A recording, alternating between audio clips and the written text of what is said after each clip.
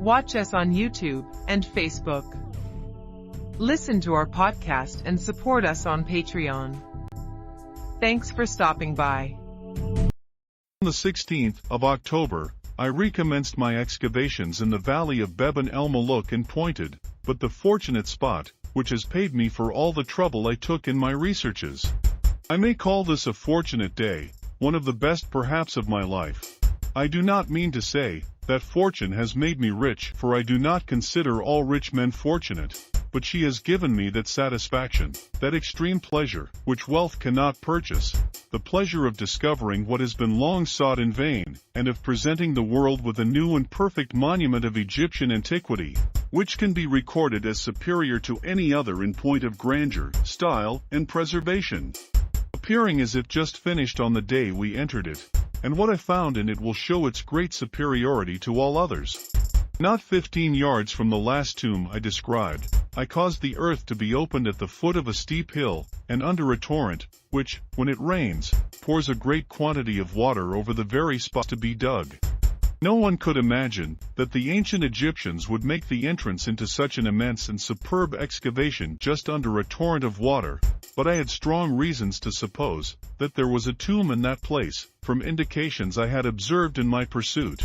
The fellows who were accustomed to digging were all of opinion that there was nothing in that spot, as the situation of this tomb differed from that of any other.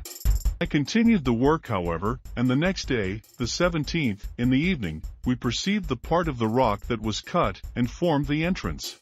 On the 18th, early in the morning, the task was resumed, and about noon the workmen reached the entrance, which was 18 feet below the surface of the ground. The appearance indicated that the tomb was of the first rate, but still, I did not expect to find such a one as it proved to be. The fellows advanced till they saw that it was probably a large tomb. When they protested they could go no further, the tomb was so much choked up with large stones, which they could not get out of the passage. I descended, examined the place, pointed out to them where they might dig, and in an hour there was room enough for me to enter through a passage that the earth had left under the ceiling of the first corridor, which is 36 foot 2 inches long, and 8 foot 8 inches wide, and, when cleared of the ruins, 6 foot 9 inches high. I perceived immediately by the painting on the ceiling, and by the hieroglyphics in basso relievo, which were to be seen where the earth did not reach, that this was the entrance into a large and magnificent tomb. At the end of this corridor I came to a staircase 23 foot long, and of the same breadth as the corridor. The door at the bottom is 12 foot high. From the foot of the staircase, I entered another corridor, 37 foot 3 inches long, and of the same width and height as the other, each side sculptured with hieroglyphics in basso relievo and painted.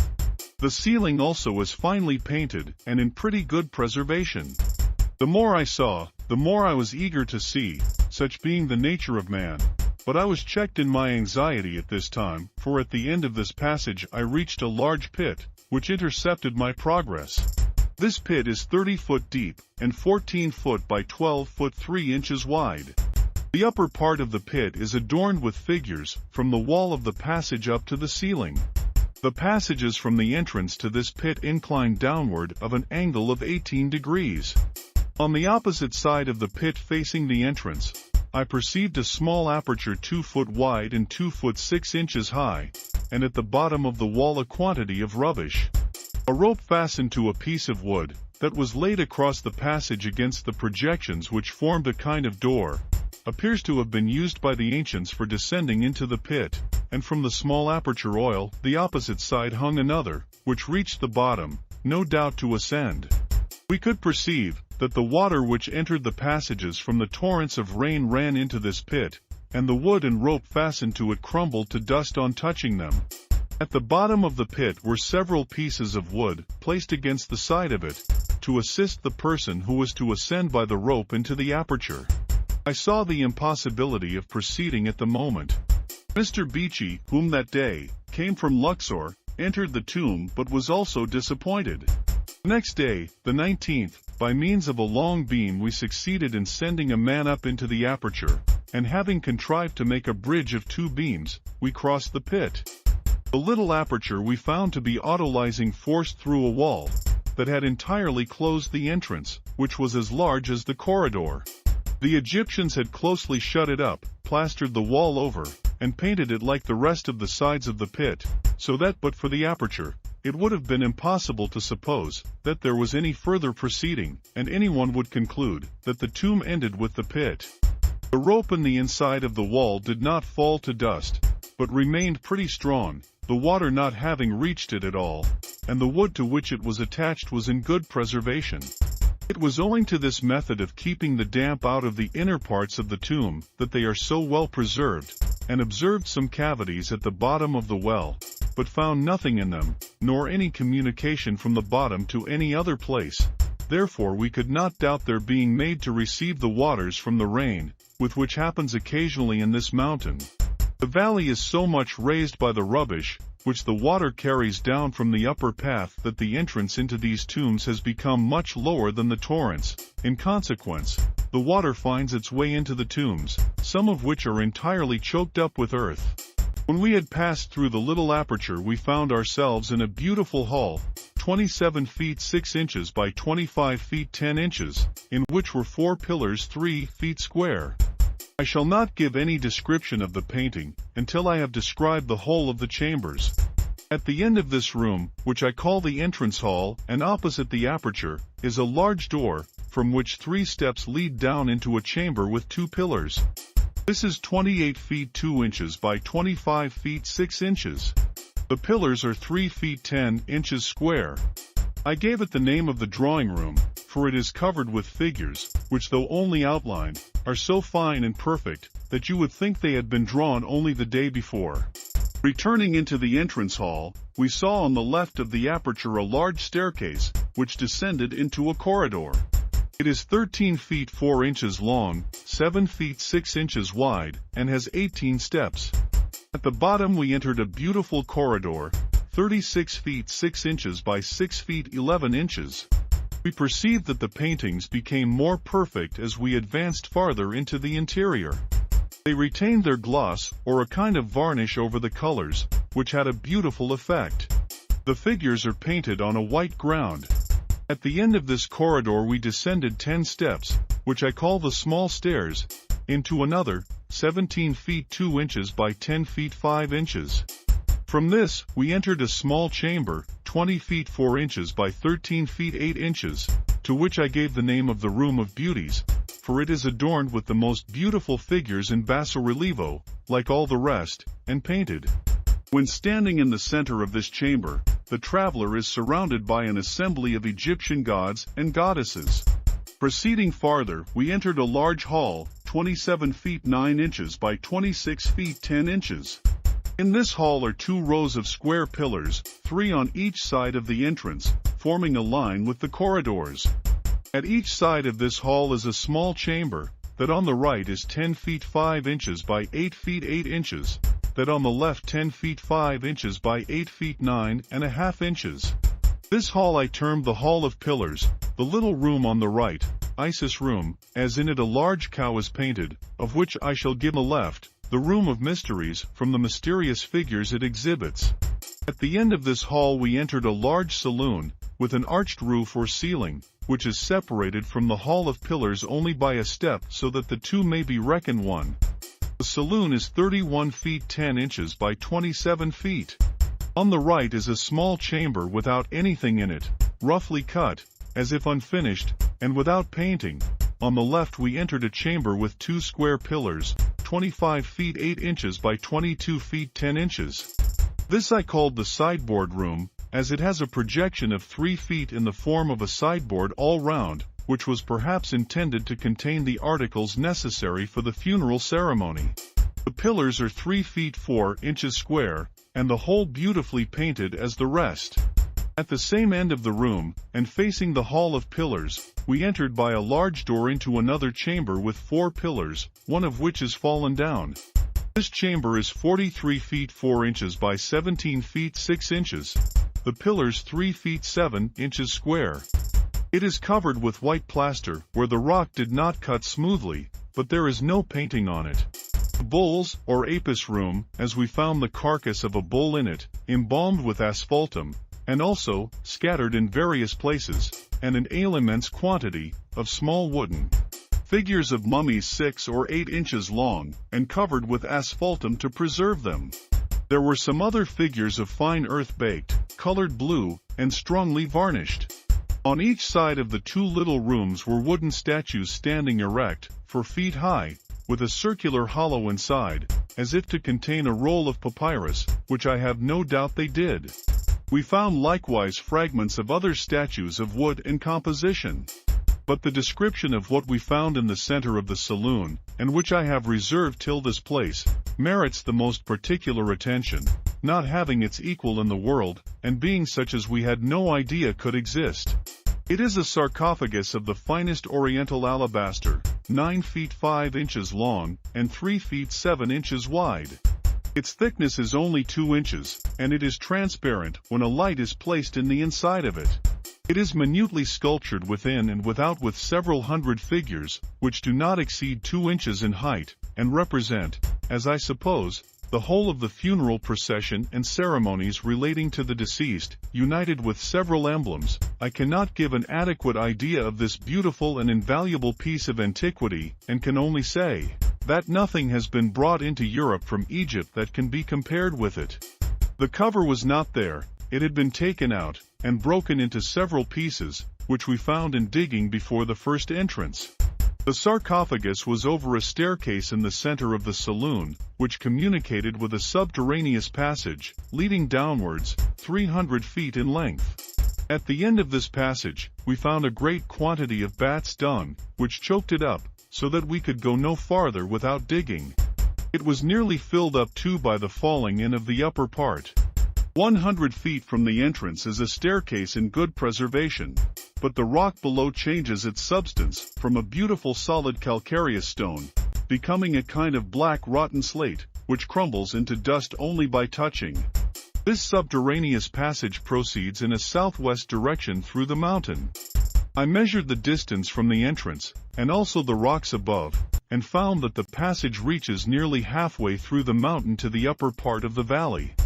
I have reasons to suppose that this passage was used to come into the tomb by another entrance, but this could not be after the death of the person who was buried there, for at the bottom of the stairs just under the sarcophagus, a wall was built, which entirely closed the communication between the tomb and the subterraneous passage.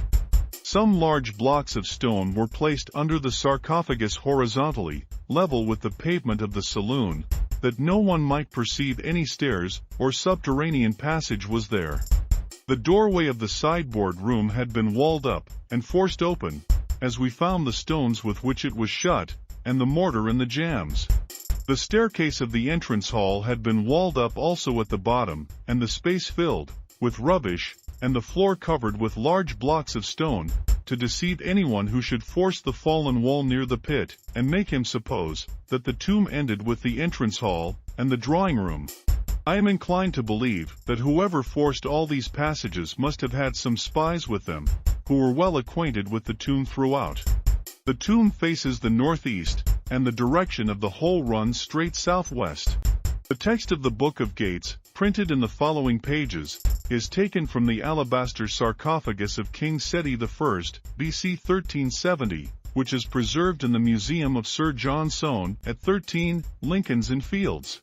This sarcophagus is, undoubtedly, one of the chief authorities for the text of that remarkable book, but before any attempt is made to describe the arrangement of the scenes and the inscriptions which accompany them, it will be well to recall the principal facts connected with its discovery by Giovanni Battista Belzoni, who has fortunately placed them on record in his narrative of the operations and recent discoveries within the pyramids, temples, tombs, and excavations in Egypt and Nubia. London, 1820, p. 233 ff. In October 1815, Belzoni began to excavate in the Biban el-Muluk, i.e., the Valley of the Tombs of the Kings, on the western bank of the Nile at Thebes, and in the bed of a watercourse he found a spot where the ground bore traces of having been moved. On the 19th of the month, His workmen made a way through the sand and fragments of stone which had been piled up there and entered the first corridor or passage of a magnificent tomb, which he soon discovered to have been made for one of the great kings of Egypt. A second corridor led him to a square chamber which, being 30 feet deep, formed a serious obstacle in the way of any unauthorized intruder, and served to catch any rainwater which might make its way down the corridors from the entrance. Beyond this chamber are 2 halls, and from the first of these Belzoni passed through other corridors and rooms until he entered the vaulted chamber in which stood the sarcophagus. The sarcophagus chamber is situated at a distance of 320 feet from the entrance to the first corridor, and is 180 feet below the level of the ground. Belzoni succeeded in bringing the sarcophagus from its chamber into the light of day without injury, and in due course, it arrived in England. The negotiations which he opened with the trustees of the British Museum, to whom its purchase was first proposed, fell through, and he subsequently sold it to Sir John Soane, it is said for the sum of £2,000. An examination of the sarcophagus shows that both it and its cover were hollowed out of monolithic blocks of alabaster, and it is probable, as Mr. Sharp says, that these were quarried in the mountains near Alabastropolis, i.e., the district which was known to the Egyptians by the name of Hetnub, and is situated near the ruins known in modern times by the name of Tel Alamarna. In the Yetnub quarries large numbers of inscriptions, written chiefly in the hieratic character, have been found, and from the interesting selection from these published by Messrs. Blackden and Fraser, we learn that several kings of the ancient and Middle Empires carried on works in them, no doubt to obtain alabaster for funeral purposes. The sarcophagus is 9 foot 4 inches long, 3 foot 8 inches wide, in the widest part, and 2 foot 8 inches high at the shoulders, and 2 foot 3 inches at the feet. The cover is 1 foot 3 inches high. The thickness of the alabaster varies from 21 to 4 inches. The skill of the mason who succeeded in hollowing the blocks without breaking, or even cracking them, is marvelous, and the remains of holes nearly 1 inch in diameter suggest that the drill was as useful to him as the chisel and mallet in hollowing out the blocks. When the sarcophagus and its cover were finally shaped and polished, they were handed over to an artisan who was skilled in cutting hieroglyphics and figures of the gods, in stone, and both the insides and outsides were covered by him with inscriptions and vignettes and mythological scones which illustrated them. Both inscriptions and scenes were then filled in with a kind of paint made from some preparation of copper, and the vivid bluish-green color of this paint must have formed a striking contrast to the brilliant whiteness of the alabaster when fresh from the quarry. At present, large numbers of characters and figures are denuded of their color, and those in which it remains are much discolored by London fog and soot. The first to attempt to describe the contents of the texts and scenes on the sarcophagus of Seti I was the late Samuel Sharp, who, with the late Joseph Bonomi, published the Alabaster Sarcophagus of Amenhotep I, King of Egypt, London, 1864-42. The former was responsible for the letterpress, and the latter for the plates of scenes and texts. For some reason which it is not easy to understand, Mr.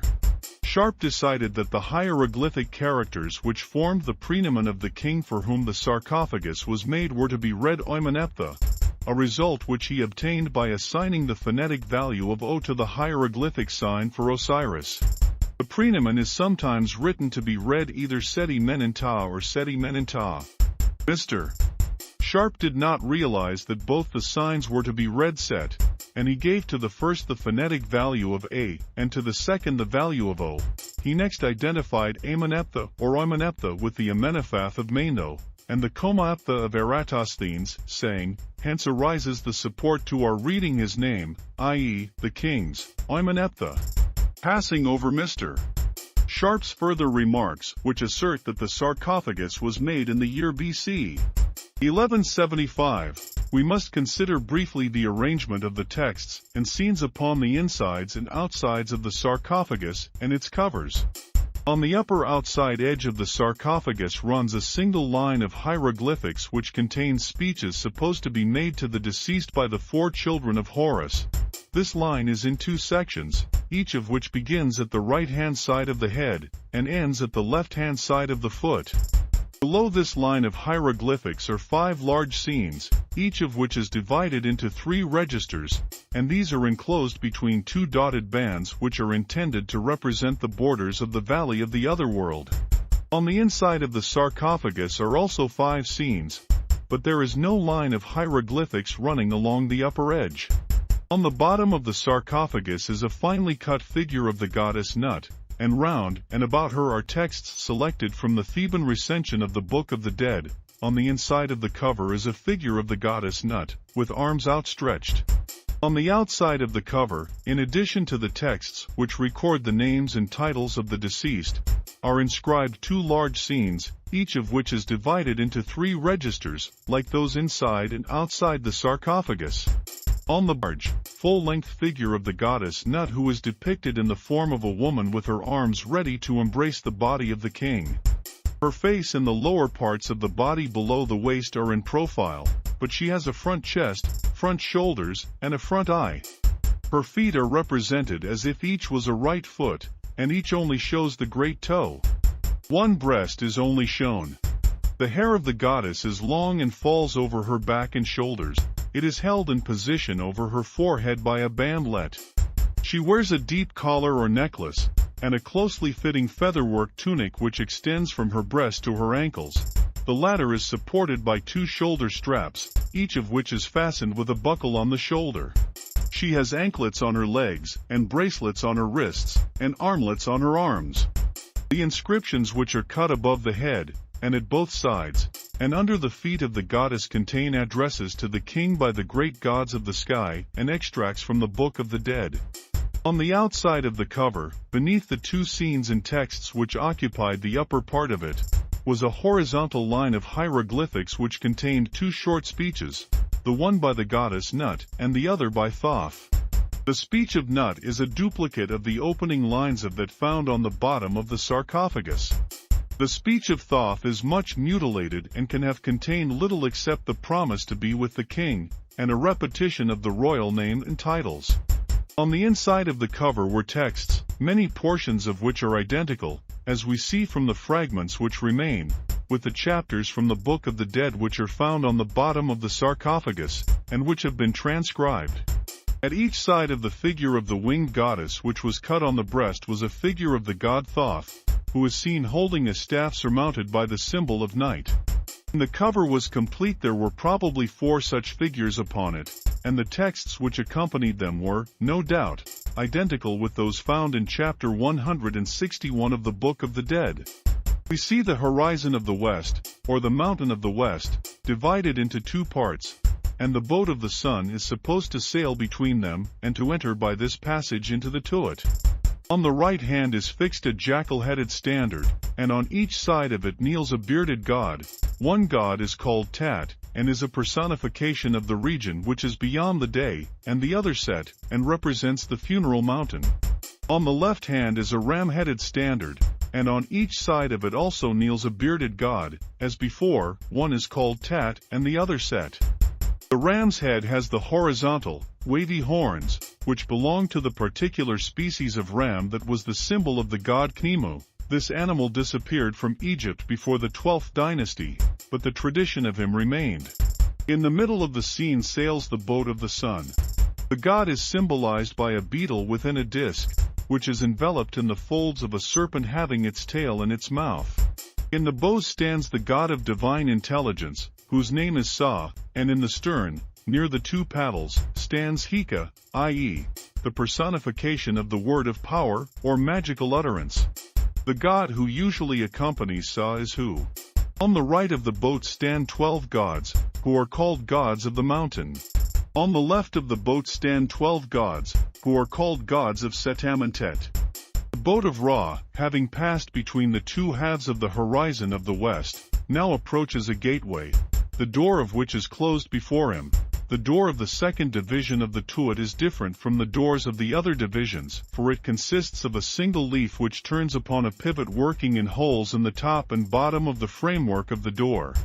This door is guarded by a serpent called Set, which stands upon its tail. In the center of the scene, we see the boat of Ra being towed along by 4 gods standing, each of whom grasps the tow line with both hands. The god is now in the form of a ram-headed man, who holds the scepter in his right hand, and has the solar disk above his horns. He stands within a shrine which is enveloped in the voluminous folds of the serpent Mehen. A serpent also stands on his tail before him. In front of the shrine stands Sa, and behind it Heikau. The gods who tow the boat are called Tueu. Sun's boat is met in this section by a company of 13 gods, who are under the direction of a god who holds a staff in his hand. The names of the first 7 gods are Nepame Nenha, Ba, Haru, Biha, A, Knimu, and Set-Shet. The third has the head of a ram, and the fourth that of a hawk. The last 6 gods are described as gods who are in the entrances. The god who bears the staff has no name. On the right of the boat are 24 gods, the first 12 of whom are described as those who are at peace, the worshippers of Ra, and the second 12 as the righteous who are in the Tuat. On the left side of the boat of Ra is the god Tem, who is depicted in the form of an aged man, leaning heavily on a stick which he grasps in his right hand. For male beings who are lying prostrate on their backs. 20 male beings, with their backs bowed, and their arms tied together at their elbows behind their backs. The inert, and the 20 is the apostates of the hall of Ra, who have blasphemed Ra upon the earth, who have invoked evils upon him that is in the egg, who have thrust aside the right, and have spoken words against Kuti. The boat of the sun has passed through the second division of the Tuat, and arrives at the gateway which leads to the third division. This gateway is unlike the first, which has already been described, for its opening is protected by an outwork, similar to that which protects the door of a fortified building. The outwork is guarded by 9 gods, in the form of mummies, who are described as the second company of the gods, and in this wall, which completely divides the second division from the third, is an opening, which leads to a corridor that runs between 2 walls, the tops of which are protected by rows of pointed stakes. At the entrance to the corridor stands a god, in mummied form, called Amoa, and at the exit is a similar god called Sekabesnefunan. Each is said to extend his arms and hands to Ra. At each side of the angle, near the entrance to the corridor, is a serpent, who ejects flames from his mouth. The flame from the one sweeps along the corridor, at the end of which it is met by the flame from the other serpent which sweeps along the inside of the inner wall. The flames of these serpents are said to be for Ra. The gateway leading to the third division is called Septet Wawawa, and the door thereof, which opens inwards, is guarded by the serpent standing on his tail, who is called Akabai and faces outwards. Along the middle of the third division, we see the boat of the sun being drawn along by 4 gods, as before. The god Ra stands in a shrine, similar to that already described, and his companions are Sa and Heikau. The rope by which the boat is towed along is fastened to the 2 ends of a very remarkable object, in the form of a long beam, each end of which terminates in a bull's head. And from the fact that the 4 gods who tow the boat are seen again at the other end of the beam-like object, with the towing rope in their hands, it is clear that the boat of Ra, and the god himself, were believed to pass through it, from one end to the other. The object is supported on the shoulders of 8 gods, in mummied form, who are called bearers of the gods. At each end, immediately behind the bull's head, stands a bull, and at intervals 7 gods, who are called the gods who are within, are seated upon it. At the end of this division stand 4 mummied forms, with their elbows projecting, and their hands crossed on their breasts. On the right-hand side of this division of the Tuat, the boat of the sun passes 12 shrines, each of which has its doors thrown wide open, and so permits us to see a god in mummied form standing inside it. These gods are described as the holy gods who are in the Tuat. Along the front of the 12 shrines stretches an enormous serpent, the duty of which is to protect those who stand in them. Beyond the shrines is a long basin or lake of boiling water, with rounded ends, in which stand up to their waists 12 mummied gods, with black heads, who either have white bodies or are arrayed in white apparel. In front of each god grows a large ear of wheat. These gods are described as the gods in the boiling lake. On the left of the path along which the boat of Ra passes in this division of the Tuat are 2 groups of beings. In the first of these we see the god Tem, in the form of an aged man, with bent shoulders, leaning upon a staff. Coiled up before him in voluminous folds, with its head flat upon the ground, is the monster serpent Apep. Behind Apep stand 9 men, with their arms hanging by their sides. These are called the Chacha who repulse Apipi. In the second group is Tem, in a similar attitude, and before he stands 9 gods, each holding the symbol of life in the right hand, and the scepter in the left. The 9 gods are called Nebukert, i.e., Lords of Destinies. The boat of the sun has passed through the 3rd division of the Tuat, arrives at the gateway which leads to the 4th division. This gateway is like that which admitted the god into the 3rd division, and its outwork is guarded by 9 gods, in the form of mummies, who are described as the 3rd company of the gods of the great god who are within. At the entrance to the corridor which runs between the 2 walls is a god in a mummied form called Enwerkata, and at the exit is a similar god called Sidata. Each god has a uraeus over his brow, and each is said to extend his arms and hands to Ra. The corridor is swept by flames of fire which proceed from the mouths of 2 serpents, stationed each at an angle, and their fire is for Ra. The gateway of the 4th division is called Netesh-Chifa. The monster serpent which stands on his tail and guards the gateway is called Chetbai. In the middle of this division, we see the boat of Ra being towed on its way by 4 gods of the Tuat. The god is in the same form as before and stands in a shrine enveloped by Mehen. Sa stands in the bows, and Hika at the stern. The boat advances to a long, low building with a heavy cornice, which contains 9 small shrines or chapels. In each of these is a god in mummied form lying on his back. The 9 gods are described as the gods who follow Osiris, who are in their abodes, literally, holes. Immediately in front of the 9 shrines are 2 groups, each containing 6 women, who stand upon a slope, one half of which appears to be land and the other half water. These women are called the hour goddesses which are in the Tuat. Each group is separated from the other by a monster serpent of many folds called Hiret, and of him, it is said that he spawns 12 serpents to be devoured by the hours. On the right hand of the path of the boat of the sun in the 4th division, we see 12 gods, bearded and standing upright, who are called the gods who carry along with their doubles. 12 jackal-headed gods, who stand around the lake of life, who is called the jackals in the lake of life. 10 uraei, which stand around the lake of the uraei, and are called the living uraei. On the left of the path of the boat of the sun through the 4th division we see the god Osiris, in mummied form, and wearing on his head the crown of the south, standing on a serpent, and partially covered by the earth of a mountain. His head only is above the ground, and he stands in a naos with a vaulted dome. His name or title, Cantamenti, is written by his side. Before the shrine is a flame goddess in the form of a uraeus, and behind her are 12 gods, who stand in front of Heruor, or Horus the Aged, the Heriris of the later Greek writers. Heruor is in the form of a hawk-headed man, who leans on a staff.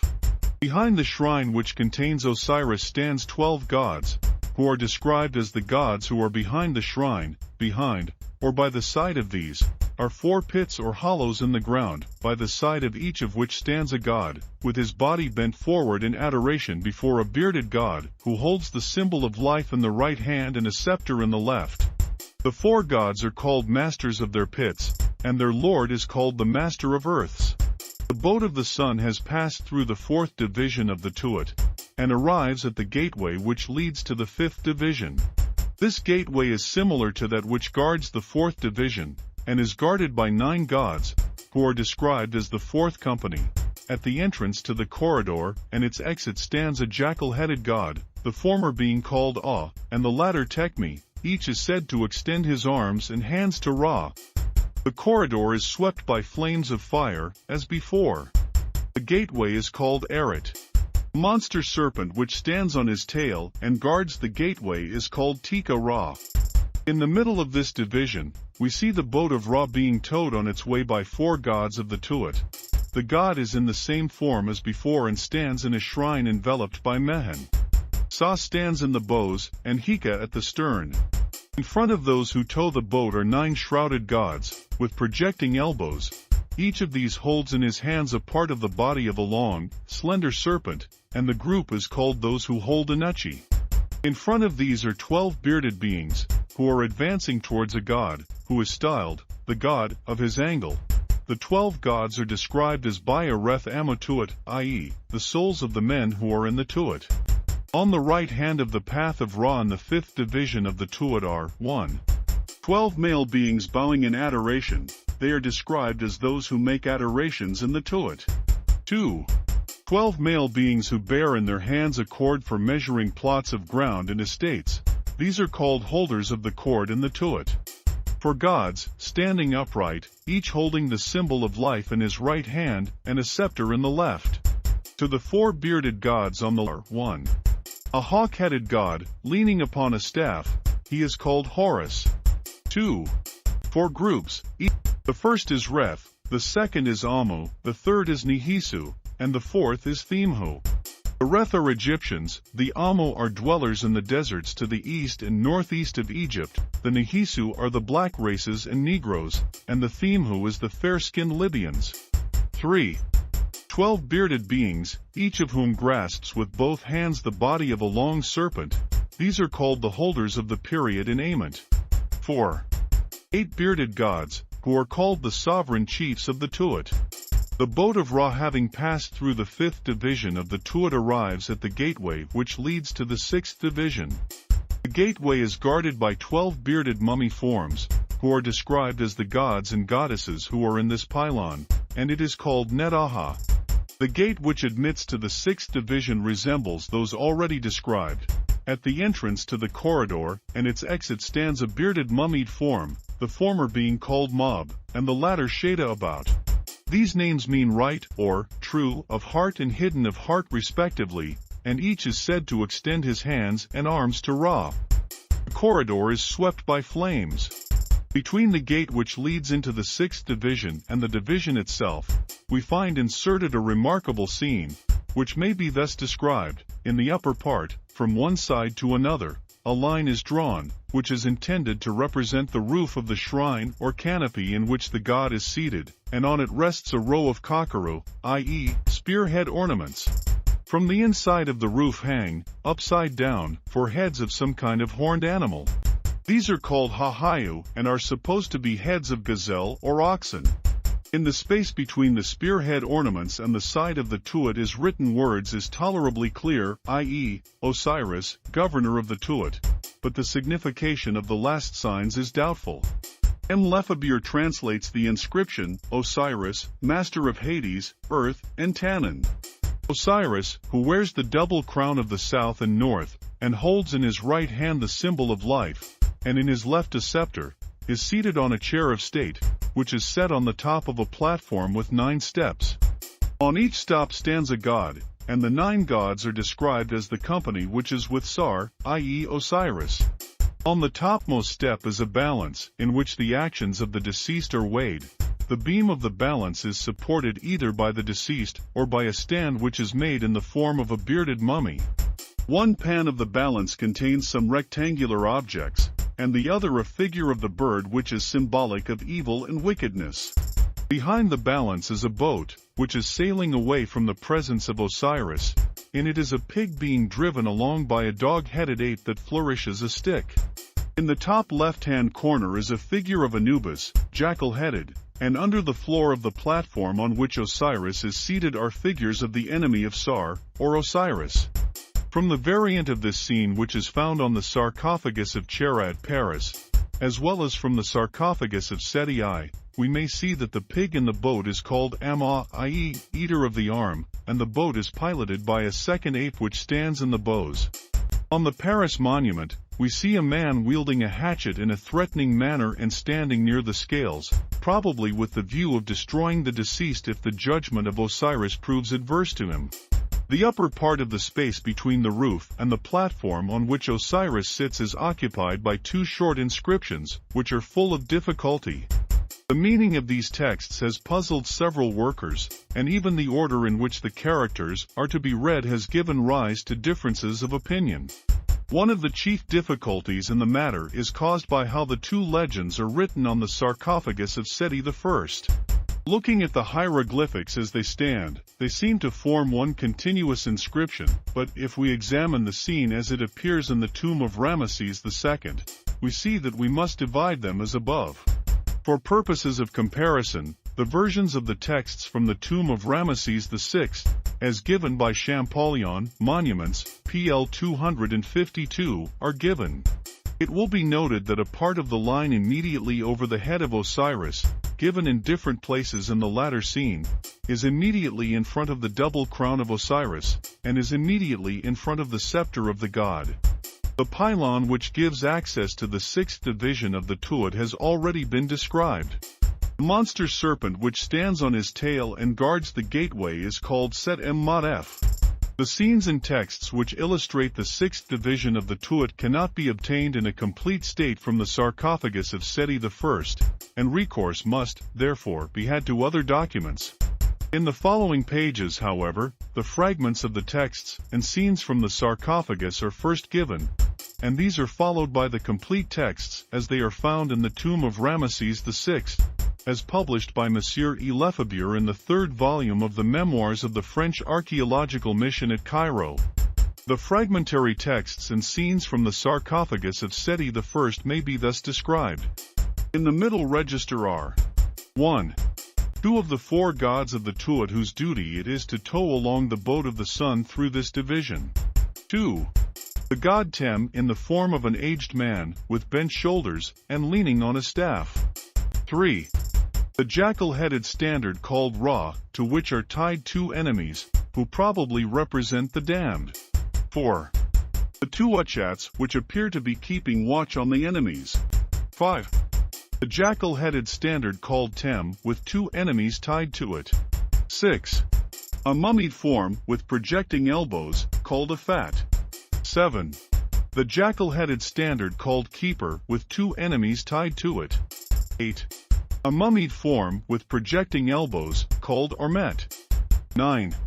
The jackal-headed standard called Shu, with two enemies tied to it. 10. A mummied form, with projecting elbows, called Sent. 11. The jackal-headed standard called Seb, with two enemies tied to it. 12. A mummied form, with projecting elbows, called Akasa. 13. The jackal-headed standard called Sar. 14. A mummied form, with projecting elbows, called Akur. 15.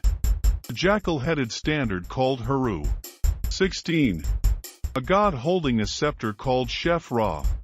The upper register is much mutilated on the cover of the sarcophagus of Seti I. On it we see 1. 5 upright male figures, each of whom holds a large loaf of bread, with both hands on his head. When the scene was complete, these figures were 12 in number, as we learn from the variants published by Champollion, and they are called Hetepti Kepero. 2. 6 upright male figures, each of whom holds the feather of Mot with both hands on his head.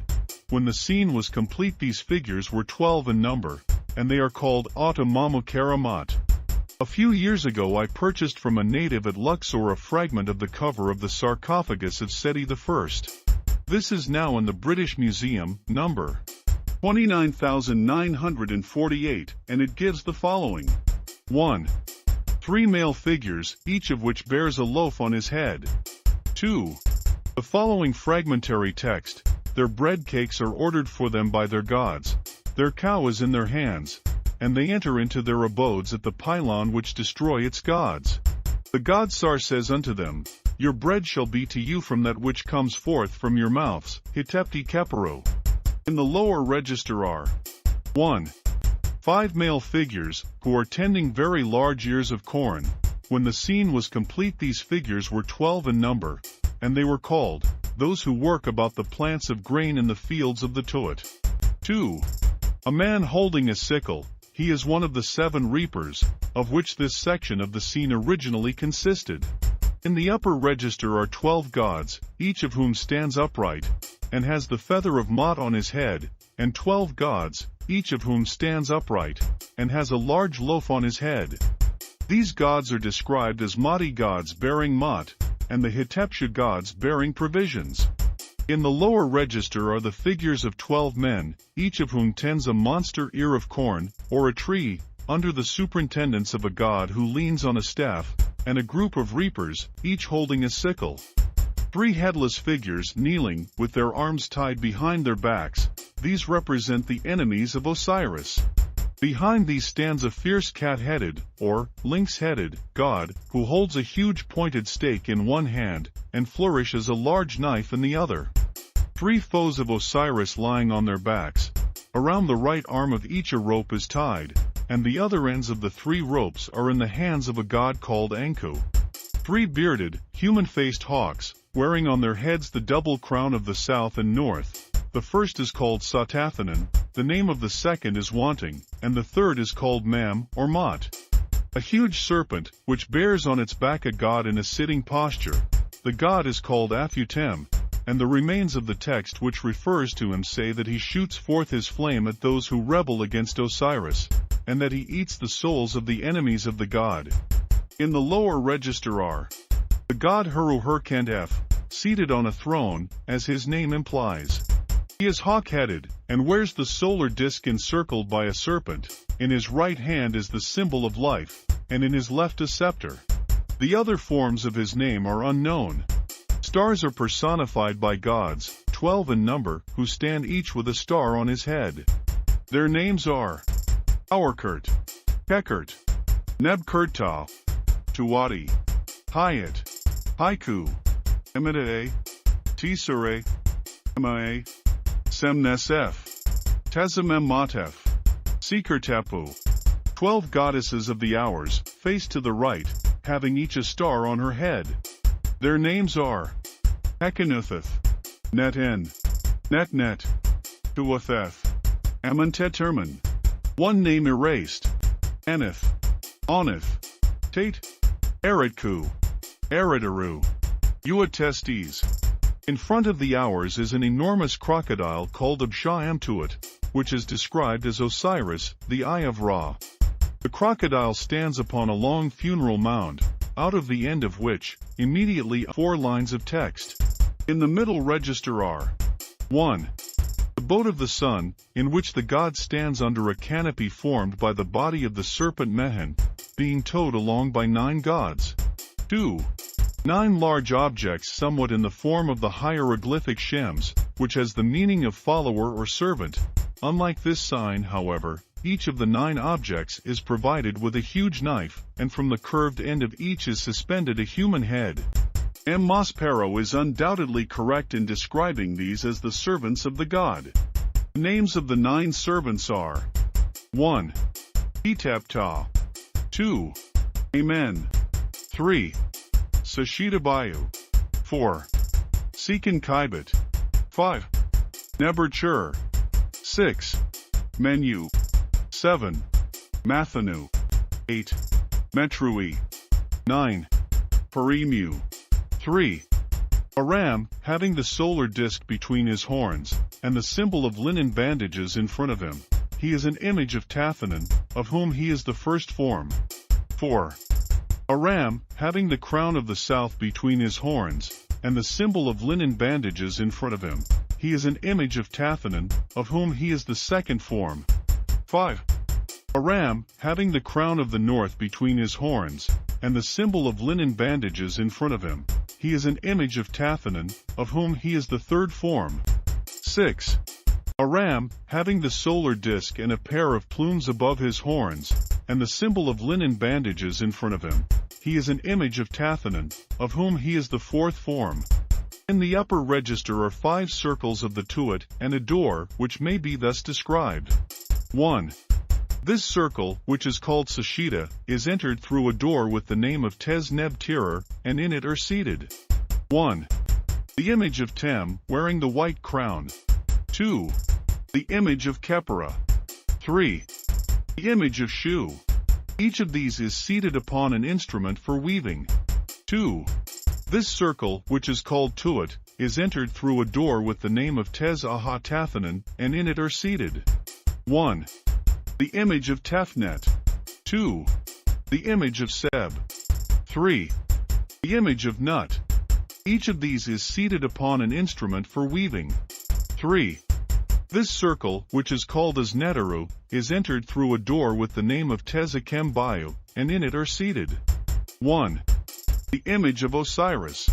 2. The image of Isis. 3. The image of Horus, hawk-headed. Each of these is seated as before. 4. This circle, which is called Akibi, is entered through a door with the name of Tez Sheda the hen Netaru, and in it are seated 1. The image of Ka-Amentet, bull-headed. 2. The image of Ba-Netaru, ram-headed. 3. The image of Rim-Netaru, ram-headed.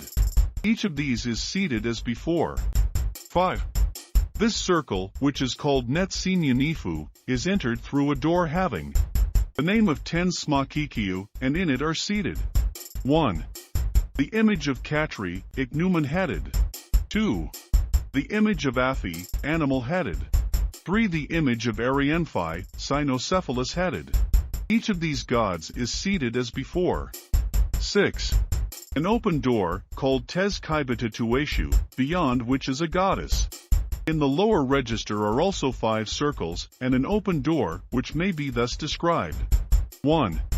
This circle, which is called Hetepet Nebes, is entered through a door having the name of Tet Sem Ermantah in it are 1. A goddess standing upright, called Ammon. 2. The serpent Mehentah. 3. 3 arrows lying on the top of these are the arrows of Ra. 4. A rain-headed god, seated on instruments for weaving. His name is Nebrikit. 2. This circle, which is called Hikmet Kineu, is entered through a door having the name Tez Ra Keftiuf in it are 1. Nut, bearded and man-headed. 2. Ta, bearded and man-headed.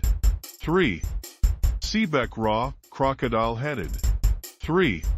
This circle, which is called Hapsimus, is entered through a door having the name of Tez Sikamaru, in it are 4 mummied gods, each with an instrument for weaving in front of him, and their names are 1. Habset. 2. Senket. 3. Tebet. 4. Temtet. 4. This circle, which is called Sihert Bios, is entered through a door having the name of Tez Sepensut, in it are 4 mummied gods, each with an instrument for weaving in front of him, and their names are 1. Keku. 2. Menhi. 3. Churku. 4. Kebsta. 5. This circle, which is called Etsedeka, is entered through a door having the name of Tezku, in it are 4 uriai, each of which rests upon its instrument for weaving, and their names are 1. Arid Ankh. 2. Ririd Ankh. 3. Nezard Ankhet. 4. Septat Ankh. 6. A door called Tezamemet M. Sheda F. Beyond it is a figure of the god Nu, who appears to be over the chamber of destruction. Having passed through the 8th division of the Tuat, the boat of the sun arrives at the 9th division, which is passed through by the sun during the 9th hour of the night. A line of text runs above the upper register. In the middle register are 1. The boat of the sun, with the god Aphu standing under a canopy formed by the serpent Mehen. 2. The 12 sailors of Ra, each of whom stands upright, and holds a paddle in his hands. Their names are 1. Kenu, i.e., the sailor par excellence. 2. Akemsek F. 3. Akem Erd F. 4. Akem Hemi F. 5. Akem Hep F. 6. Akem Neems F. 7. Kenon Nut F. 8. Haptita F. 9. Etepwa. 10.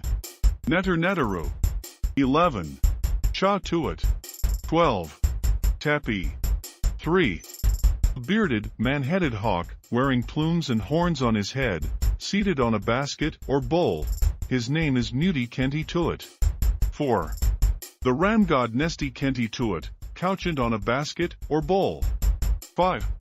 The cow goddess Net Kenti Tuat. 6. A bearded god, in mummied form, called Hetpet Neter or Hetepet Netaru. In the upper register are 1. 12 gods, each of whom is seated upon the symbol of linen swathing. Their names are 1. Nehata, 2. Teba, 3. Mati or Ariti, 4. Menkit, 5. Hebs, 6. Neti, 7. Asti Netter, 8. Asti Pot, 9. Heatmet Ku, 10. Nebpat, 11. Temtu, 12. Men, 2. 12 goddesses, whose names are 1. Parrot, 2. Shimat Ku, 3. Netshat, 4. Netshefsheft, 5. Adatet, 6. Netseta, 7. Hentnuts, 8. Netmat, 9. Desert Ant, 10. Atku, 11. Sekhet Metu, 12. Netered Enkentet Ra. In the lower register are 1. 12 uraei, which are mounted each on its instrument for weaving, and each pours forth fire from its mouth. Their names are Name Unknown, 2. Hecate, Name Unknown, 4. Kut-Tuat, 5. Turtneshan, 6. Aptshet, 7. Enkhet, 8. Shinten-M, Name Unknown, 10. Ataru, 11. Netwao, 12. Netrika. Above the uraei is a mutilated line of text. 2. 9 bearded gods, who stand upright. Each holds the symbol of life in his right hand, and a staff, the upper portion of which is in the form of a wriggling snake, in the left hand. These gods are under the direction of a god in mummied form, whose name, or description, is Heru-Hershituati, i.e., Horus who was over the lakes in the Tuat. The names of the 9 gods are 1. Sekti, 2. Emsekhet F, 3. Nehabati, 4. Tkamuti, 5. Nebati, 6. Haknetero F, 7. Panari, 8. Tisarari, 9. Aha Sekhet. Having passed through the 9th division of the Tuat, the boat of the sun arrives at the 10th division, which is passed through by the sun during the 10th hour of the night. In the middle register are 1. The boat of the sun, in which the god stands under a canopy formed by the serpent Mehen. He holds the symbol of life in his right hand, and a serpent, which serves as a scepter, in his left. 2. A large two-headed serpent called Thes-Rau, which is depicted in the form of a pair of horns deeply curved towards the ends where they meet.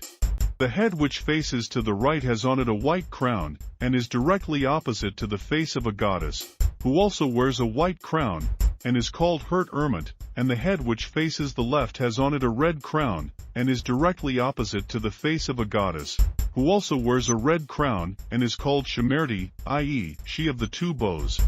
The serpent is provided with 2 pairs of legs. One pair is turned to the right, and the other to the left. Within the curve is a large hawk, which bears the name of Heru-Kenti. 3. A boat, wherein lies at full length the serpent Ankh-Ta. 4.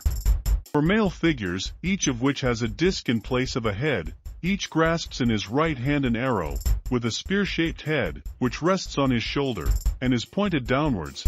Their names are 1. Tepthra, 2. Shisera, 3. Temau, 4. Utu, 5. For bearded, human-headed figures, each of which has in his right hand a short spear, which rests on his shoulder, and is pointed upwards, their names are 1. Satu, 2. Ertau, 3. Kisfu, 4. Sikenu, 6. For bearded, human-headed figures, each grasping with both hands a bow, which he holds above his knees, their names are 1. Peti, 2. Shemerthi, 3. Fisu, 4. Ka. Over the upper register runs a line of text, and in the upper register are 1. The god Punki, who holds an ankh in his right hand and a scepter in his left. 2. A beetle, called Keeper Ankh, apparently pushing along a zone of sand, or perhaps entering the horizon. 2 serpents, standing on their tails, which cross each other near their tips. Their heads and necks are bent at right angles to their bodies, and in the space between them rests a disc. The serpents are called Menenui. To the right is a youthful goddess wearing a white crown, and to the left is a similar goddess wearing a red crown, each holding the index finger of one hand to her mouth, after the manner of children, and each is depicted in the act of sitting, but lacks a seat or throne. An axe, symbol of God, standing on the handle end, with a disc resting on the side edge of the head. On the left is a goddess who is steadying the axe with her left hand, and on the right is a goddess who is steadying the disc with her right hand. The names of the goddesses are Nethith and Kanat, respectively. Each goddess is depicted in the act of sitting, but lacks a seat or throne. 5. 8 goddesses, who stand upright, and hold an ankh in their right hands, and a scepter in their left. They face the 8th god, whose tail is stiffened out under him in such a manner as to form a seat for him, and who holds the Uchit, or eye of the sun, on his 2 hands. The first 4 of the goddesses have each the head of a lioness and are called 1. Sekhet, 2. Menkert, 3. Hunthuth, 4. Usrit. The remaining 4 have the heads of women, and have the names of 1. Amt Neteroes, 2. Erid Tathath, 3. Ahat, 4. Amath Erman. The name of the 8th god is Alf Erman Mod F. 6. 8 gods, each of the first 7 of whom holds an ankh in his right hand, and scepter in his left. Their names are 1. Armenui, who has the double object in the place of a head. 2. Nebuket, jackal-headed. 3. Amenku, hawk-headed. 4. Urshadatawi, man-headed. 5. Semhuru, man-headed. 6. Amenhuru, man-headed. 7. Kentastef, man-headed. 8. Kentmentef, a god in mummied form, like Osiris, who wears a white crown and grasps a scepter with both hands, which project from his bandages. In the lower register are 1. The god Horus, hawk-headed and wearing a disc, leaning on a staff. 2. 5 lakes of water, in each of which is submerged a male form. These figures are called the submerged. 3. 3 lakes of water, in each of which is a male form swimming, turned over on his breast. These are called the swimmers. 4. 4 lakes of water, in each of which is a male form floating on his back. These are called the floaters. The text for the above is full of lacunae, and whole passages, consisting of several lines, are wanting. The version from Lanzone's edition, Le Domicile des Esprits, P.L. 2, will be found useful in obtaining an idea of the contents of the legends which accompanied the lakes of water. 5. Lake of water. 6. 4 female figures, each bearing a serpent on her head and shoulders. The head of each reptile is raised above the head of its bearer, and its tail hangs down her back. Their names are 1. Hedemit, 2. Bekikit, 3. Chetmit, 4. Sunthes, 7. A scepter surmounted by the head of Set. Its name is Set Nehes, i.e., Set who wakens. The 11th division of the Tuat, which is passed through by the sun god during the 11th hour of the night, is introduced by 3 lines of text, and in the middle register are 1. The boat of the sun, in which stands the god under a canopy formed by the body of the serpent Mehen. On his head are horns and a disc. On the high prow of the boat is a disc, encircled by a uraeus, which is called Pestu. 2. 12 gods, who march before the boat of the god bearing the serpent Mehen on their heads. Their names are 1. Meni, 2. Semsim, 3. Sekenu, 4. Shetu, 5. Amma, 6. Amo, 7. Erda, 8. Shapu, 9. Netero, 10. Athpi. 11. Erminu. 12. Fa. 3. The serpent Semshet. On his back rests the red crown, and in an angle of it is a human head. 4. The serpent Semnebthit. On his back rests the white crown, from each side of which projects a bearded human head. 5. Neath of the phallus, wearing the red crown. 6. Neath of the red crown, wearing the red crown. 7. Neath of the white crown, wearing the white crown. 8. Neath the young, wearing the white crown. Above the upper register is a line of text, and in the upper register are 1.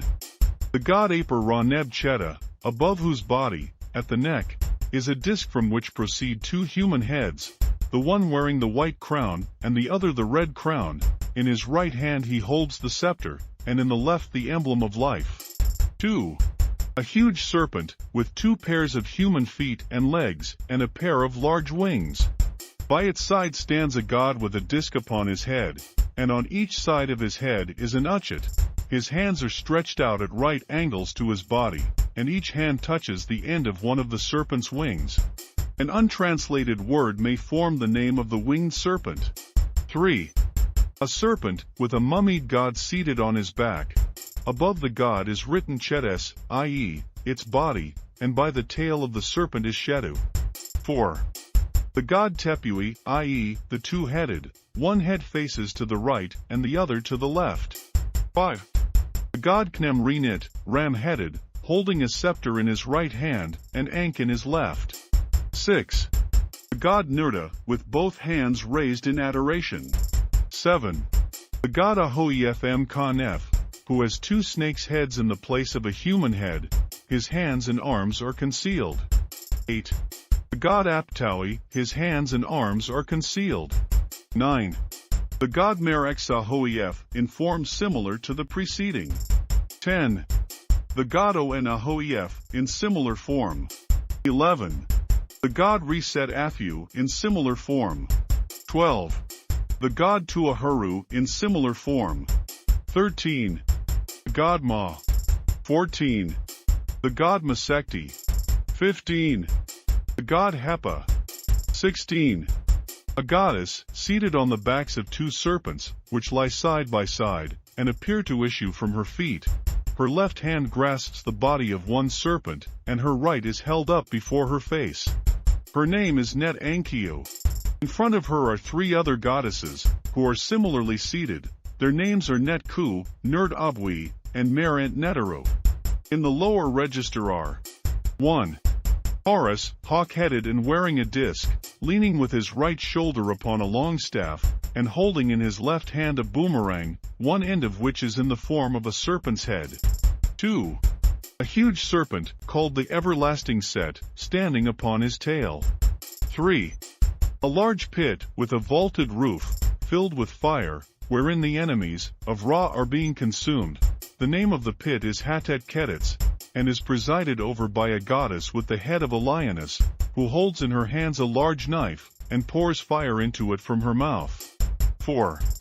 A smaller pit, with a vaulted roof, filled with fire, wherein the enemies are being consumed. The name of the pit is Hatet Hantues, and it is presided over by a goddess with a human head, who holds in her hands a large knife, and pours fire into it from her mouth. 5. A pit similar to the above, wherein the souls are being consumed. The name of the pit is Hat Nikanit, and it is presided over by a goddess as in number 4. 6. A similar pit, wherein the shades, or shadows, are being consumed. The name of the pit is Hat Nematset, and it is presided over by a goddess as in number 4. 7. A similar pit, wherein the heads, are being consumed. The name of the pit is Hatsephues, and it is presided over by a goddess as in number 4. 8.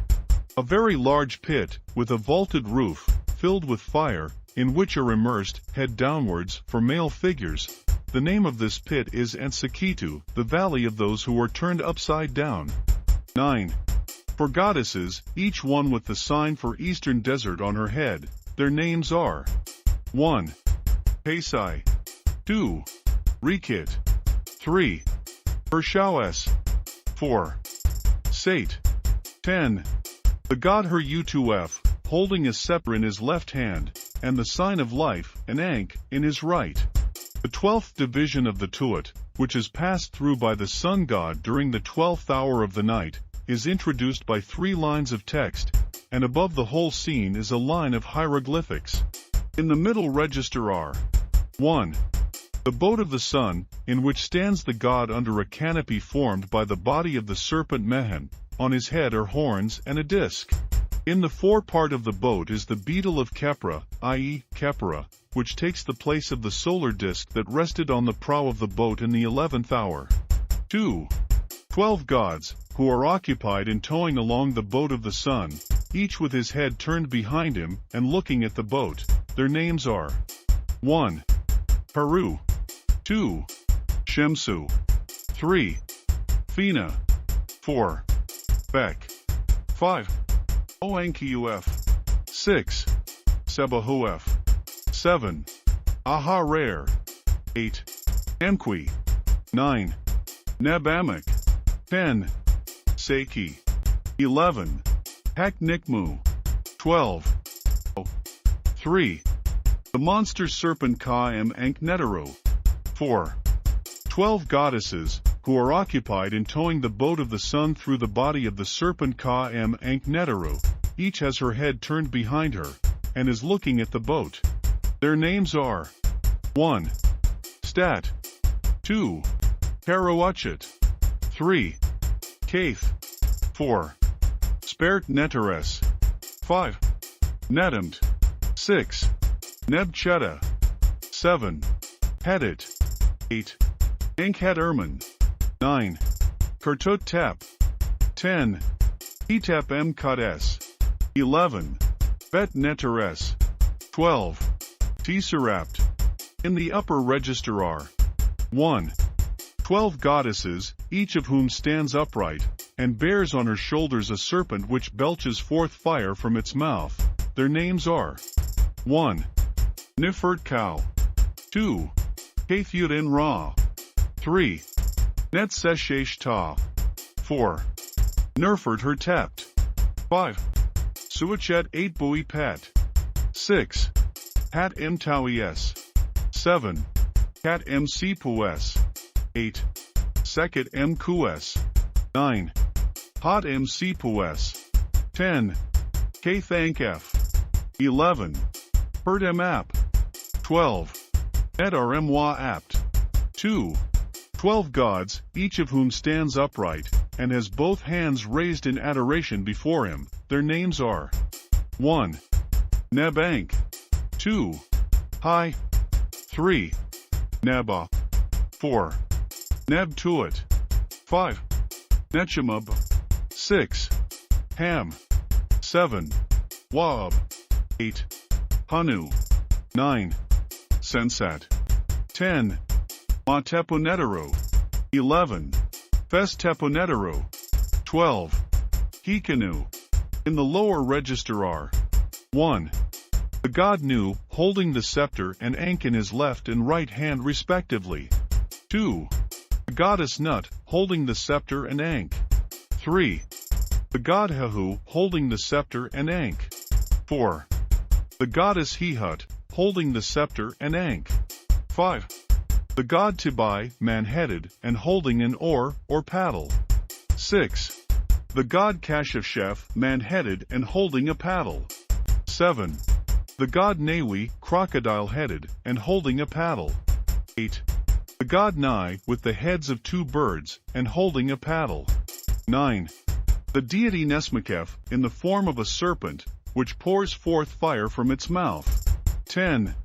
The god Nebaku, man-headed, and holding a paddle. 11. The god Kenti-Thathef, man-headed, and holding a paddle. 12. The god Ahab, man-headed, and holding a paddle. 13. The god Tuati, man-headed, and holding a paddle. 14 to 23. 10 gods, each with his hands raised in adoration. Their names are Tezku, Themari, Akibu, Sekenu, Ermanu, Kenu Erman, Bane, Kuri, Athep, Aimneter, 24. The end of the tuat, which is represented by a semicircular wall or border formed of earth and stones, or perhaps granite.